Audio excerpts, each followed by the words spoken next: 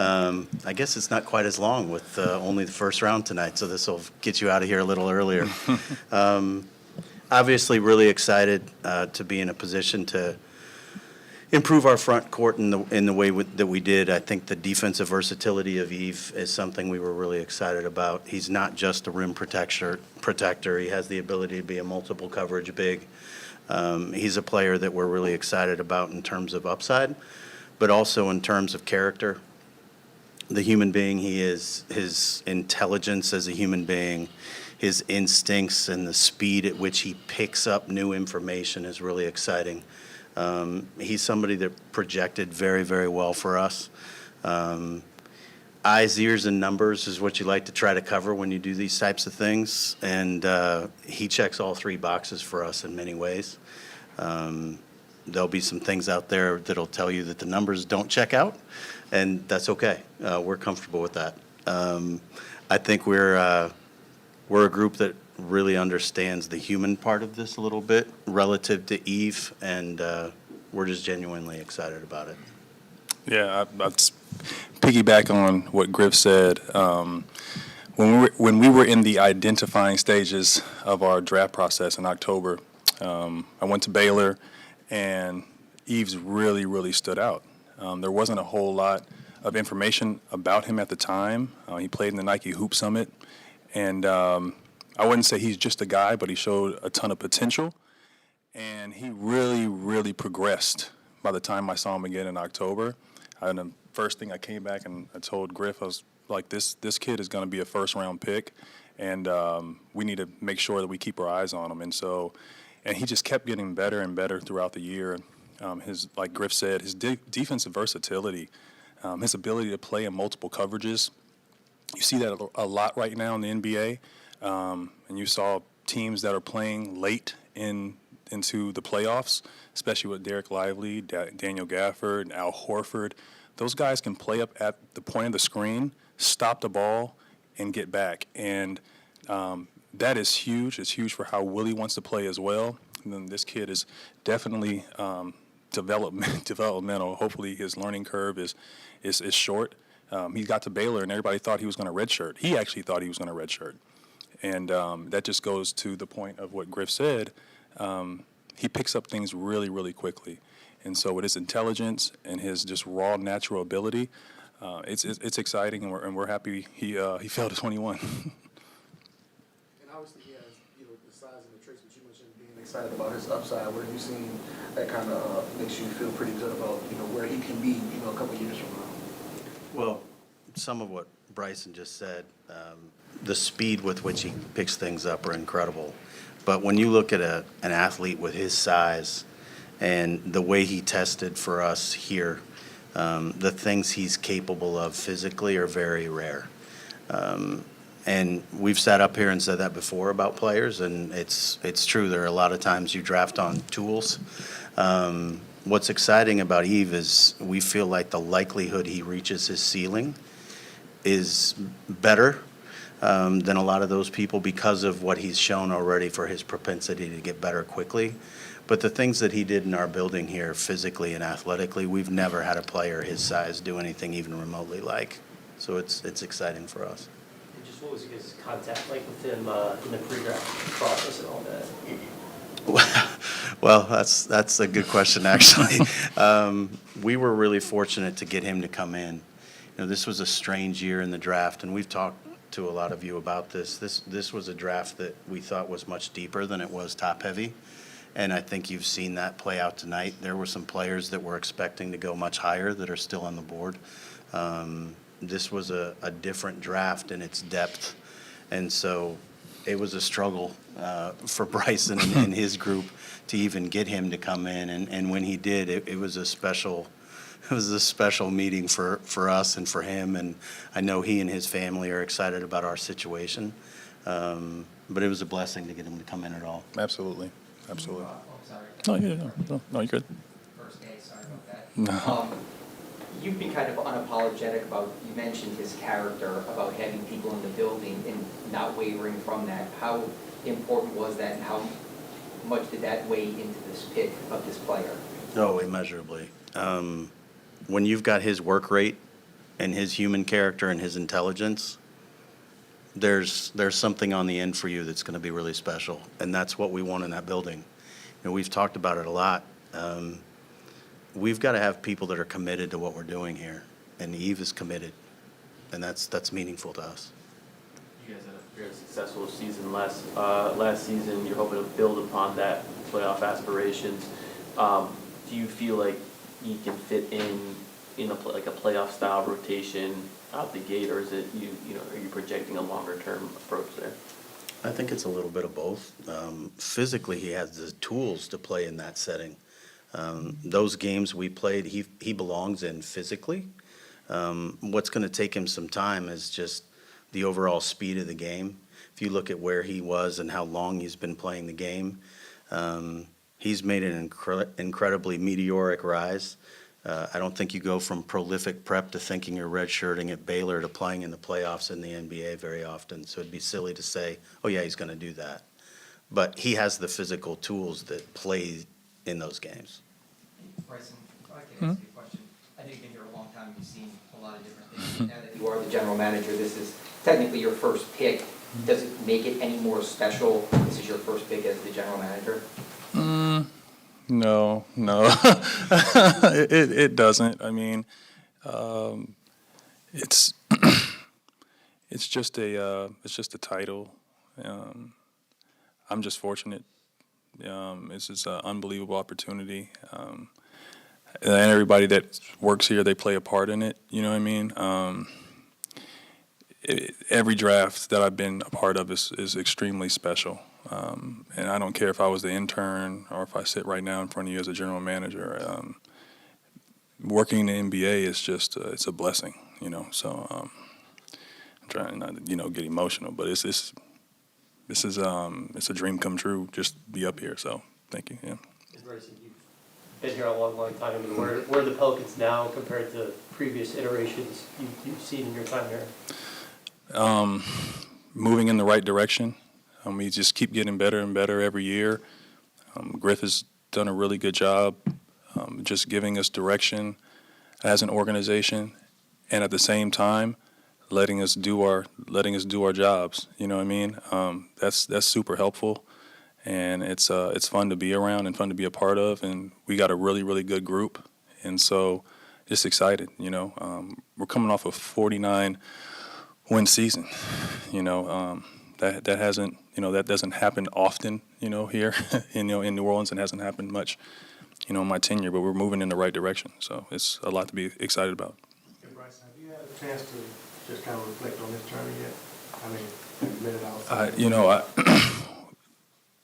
I a little bit. I think after Summer League, I will. There hasn't been a ton of downtime, We've had a lot of turnover. In the building, with Trajan obviously leaving, and that was a, kind of a big blow. But I think after Summer League, I'll be able to sit down and really just kind of think back to exactly, what I'm doing. You know what I mean? But just very thankful and grateful. We talked a lot the last 5 years about finding the right type of center to put next to Z, and you guys are going through a few different guys trying to find that. What do you see in Eve that makes you say he can be a guy who can be successful next to Z? It's his ability to really get out of the way as well. He has such a good feel for finding space. He's able to set screens and play in the dunker. A lot like, a Derek Lively type. That I think his feel for the game is very advanced, and somebody like that next to Z can also is going to unlock him. He also has good touch. I don't want to sit here and say that he's going to be some pick and pop big, but when he came into our gym, his shot mechanics are they're there, and I think with reps and over time as he continues to develop, I can see some. His ability to grow as a 3-point shooter, in this league as well. So he's got so much potential, as a player, and so we're just excited that, like I said, he fell to 21 and then he's with us. You don't get a chance to address every single need all at once in one night, but a lot of time the development of big, especially like he is tied to guard play and creation. What are your guys' like thoughts philosophically on perhaps adding some of that to this roster this offseason? Well, I think in general terms, we've talked about needing to get better, and I think philosophically, we're going to be aggressive. And we didn't come into this off-season believing the way we were going to get better in the front court was entirely around Eve, and I don't think we came into this believing in the offseason that the way we were going to get better was to be on the sidelines. I think we're going to be fairly aggressive. And I think we're going to continue to do that throughout the offseason. You know, it's interesting, every time these things happen, and we've talked about this a lot, everybody thinks things have to be done by the draft or they have to be done by July 6th. Your roster is not set until training camp starts, and even then it's not. So I think we're going to continue to look throughout all of that for opportunity and to try to cash in on the right people at the right time. And so Eve is just one step in that. Is there any update you can give just about like Brandon, potential extension or anything else right now? No, I wouldn't get into that now. Do you communicate, given, obviously, I know the NBA offseason is a crazy landscape, and you've talked about that before with rumors flying. Do you have communication? Oh, yeah, Okay. very much. Brandon wants to stay here, and he believes in what we're building, and that's meaningful to us. It's meaningful to him. I think it's meaningful to his agent. And at the same time, there is a financial reality that we all deal with. So I think we're excited about Brandon. We know he's excited about us, and usually those things yield good results one way or the other. And Bryson, obviously, talking about getting this opportunity, what are some of the things you saw in him that made you comfortable, putting him in the position to move up to the general manager spot? Well, obviously, he doesn't draft very well. I think when you look at the history of what's happened here, even before I got to this organization, Bryson was somebody that everybody believed has a chance to be special. Not just in the business, but as a human being, he's a really rare person.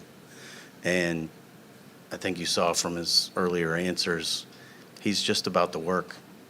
He's about winning, and he's not about himself. And that's something that's really meaningful to us on and off the court. And Bryson really exemplifies everything that we want to be about from a character standpoint, from a work ethic standpoint.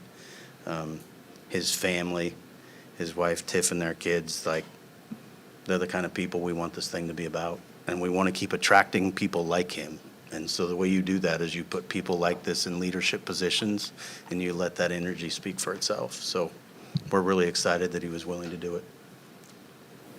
You mentioned the ability to have versatile defensive schemes late in the playoffs, and that was a big thing this postseason. Were there any other takeaways you guys had, just maybe on the offensive side of things, that may help shape your roster moving forward? Paint pressure. When Zion went down, that really affected our offense. And so I think if you can add more playmaking, more paint pressure, and a rim running, diving big, it does put pressure on the rim. It doesn't necessarily have to be the ball handler, but you can create paint touches by middle ball screens, angle pick and rolls, and having your big put pressure on the paint, and now triggers are created, so now it frees up the weak side. And so I think that's one of the takeaways that we hope to address in this offseason. Yep. Can I ask you a question about maybe I just referenced the landscape of the NBA. You talked about being a 49-win team and you were in the play-in.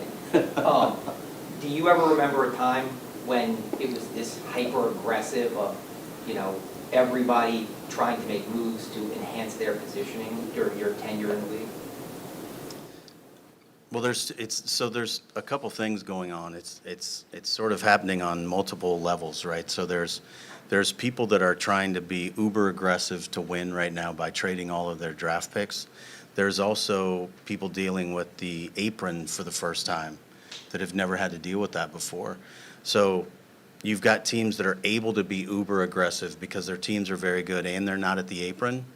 So they've been sustainable enough to get to this point and they can cash in. When the rules changed, nobody really knew what that was going to be. So some of the rules have changed in such a way that there's a randomness to this and your ability to really push your chips in all at one time. And that's leveled the playing field a little bit in an odd sort of way. But I mean, historically, there's never been 10 teams, 10 games over 500 in any conference. And that's the West we're in right now. And it's only getting better. There were teams that were very aggressive already this offseason that were theoretically behind us. And that's why I say we need to be aggressive. I think it's really a positive thing for our organization that we've won more games 3 years in a row, that we've built what we've built in terms of players wanting to stay here. That's tremendous. That's not why we're doing this. We're doing this to win, and we're doing it to win at the highest level. And you're not going to do that by not being aggressive, and that should be really evident now. What New York did in the trade that they made, that's an all-in move. And when you get to a point where you've got a level of confidence that you're a home court playoff team, you can do that. In the Western Conference, it's really hard to have that level of confidence. And so it's an interesting sort of push and pull that you have to deal with in the West. But it's definitely, Fletcher, to your question, it's the first time I've seen a league like this. David, do you feel like you guys have to first get there, get to in that top four, host maybe a playoff series or get to the second round before you know, maybe now I should think about pushing all my chips in like New York? I think it'd make it easier. It doesn't mean you wait, because you got to get there first. And in the West, you may not get there without being aggressive. So I think we're really, really blessed. We have ownership and Mrs. Benson that lets us do our job. And they don't put constraints on us financially in a way that would make it impossible to succeed. At the same time, we can't be wrong. We're not going to be an apron team.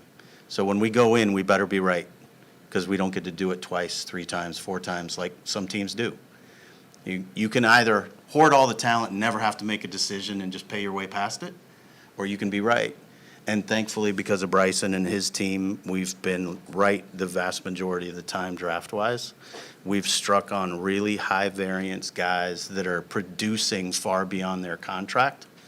That's because of the work his group does. And that's put us in a position where we may need to guess that this is our time and push some chips in. So we need to your point, we need to get to that point before we can even try to figure out if we're right or not. We just look to get into the second round tomorrow or anything like that, any feel on that? Yeah, we could. I think it's possible. You know, again, I mentioned the draft was deeper than it was top-heavy, and people saw this as kind of a flat draft. There are several people still on the board we're intrigued by, so it's certainly not out of the realm of possibility we do that. Can I ask you, Bryce, just a personal question? Sure. I mean, this is a pretty transient business. You look at people's bios and they're like a year here, 2 years there. I know. When you've been 15 years here and you're here Yeah. for the foreseeable future, do you understand the uniqueness of that you've made a career, for all practical purposes, from the bottom to the top in one place? Yeah, absolutely. I think about that quite a bit, and just blessed and fortunate. The 15 years, honestly, it feels like I've been here for like 3. You know, like time has gone by so quickly. I remember pulling into the Alario Center like it was just yesterday, and now, you know, here I am. You know, I know it's not normal for someone to be in the same organization for 15 years, but that just goes to show just the type of organization that I get a chance to work for. And that's what I just keep going back to the word blessed. I'm blessed and thankful to be working here and working for this organization. It really is it's a dream. Yeah. Hey, Griff, how much can you kind of appreciate his journey having started as an intern yourself? Yeah, and I was with Phoenix for 17 years, right? So a lot of his journey spoke to me when I got here. Former video guys stick together as much as we can. And despite the fact that I was doing it back when it was deck to deck, I still thought of myself as a video guy. So his situation very much spoke to me from the day I got here.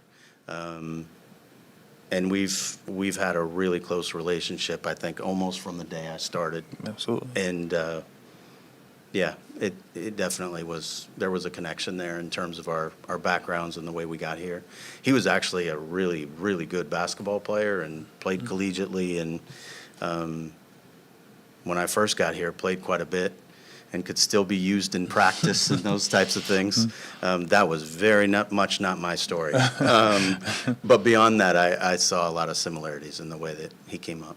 Griff, are you fully staffed in the front office? Do you anticipate making any more hires there? I think we'll probably make a couple additions, front office. Obviously, there's been some turnover in our coaching area as well. I know Coach Green is really, really excited about Eve. I know that staff is excited about Eve. And I expect that we're going to continue to add people to the group that will help him develop and help all of our young guys. I think when we're at the point we're at now, our player development's got to really take the next jump. And so I know Coach is excited about that. So I think we'll put some focus on that in the next hires as well. Just to your point about player development, and kind of touch on the question I asked earlier, do you anticipate being able to like commit like 10, 12, 15 minutes or so to developing Eve like across the season?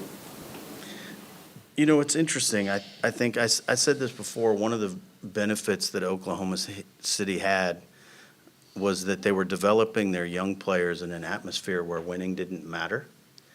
And they were judging themselves by the quality of their reps. They were judging themselves by the work, not the results.